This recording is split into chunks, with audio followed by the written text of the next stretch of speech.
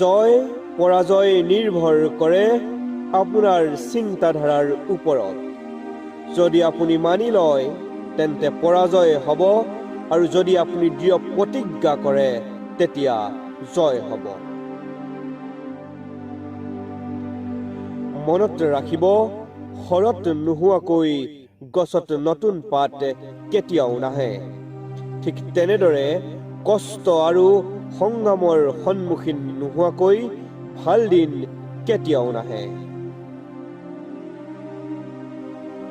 ছাতি আৰু মনটোৱে তেতিয়াহে কাম কৰে যেতিয়া ই খোলা হৈ থাকে। যদি দুয়োটা বন্ধ হৈ থাকে তেন্তে বোজা হৈ পৰে।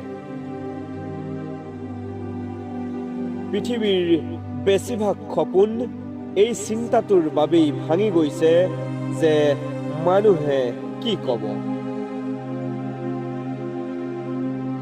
য'ত আপোনাৰ কোনো গুৰুত্ব নাই তালৈ যোৱা বন্ধ কৰক, লাগিলে সেয়া কাৰোবাৰ ঘৰ হওক বা কাৰোবাৰ হৃদয়।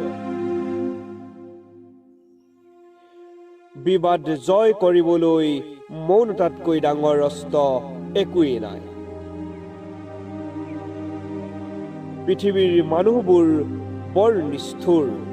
কান্দি কান্দি আপোনাৰ দুখ কষ্টৰ কথা সুধিব আৰু হাঁহি হাঁহি গোটেই পৃথিৱীখনক ক'ব।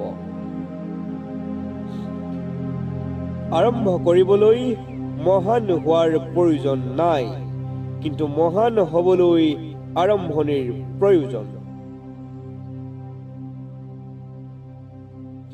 সফলতা স্বীকৃতিৰ ওপৰত নিৰ্ভৰশীল নহয়, সফলতা নিৰ্ভৰ কৰে কঠোৰ পৰিশ্ৰমৰ ওপৰত।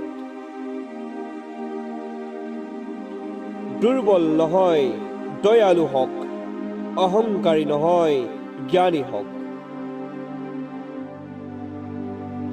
মনত ৰাখিব, টোপনি ইমান ভাল নাপাব যাতে গন্তব্য স্থানো কেতিয়াবা সপোন হৈ পৰে।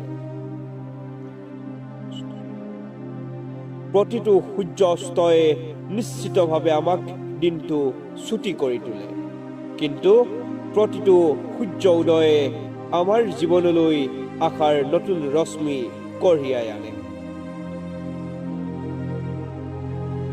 যদি আপুনি নিজকে বিশ্বাস নকৰে তেন্তে আপুনি ঈশ্বৰক বিশ্বাস কৰিব নোৱাৰে। নিজকে ইমান শক্তিশালী কৰক যে ইচ্ছা কৰিলেও কোনেও আপোনাক লক্ষ্যৰ পৰা আঁতৰাই নিব নোৱাৰে। বুদ্ধিমান মানুহ সেইজন নহয় যিয়ে ইটাক শিলেৰে উত্তৰ দিয়ে। বুদ্ধিমান মানুহ সেইজন যিজনে সেই দলিয়াই দিয়া ইটাৰ পৰা নিজৰ ঘৰ সাজি লয়। আপোনাৰ সমস্যা কিমান ডাঙৰ সেইটো আপোনাৰ সাহসক নকব, বৰঞ্চ আপোনাৰ সমস্যাটোক কওক যে আপোনাৰ সাহস কিমান ডাঙৰ।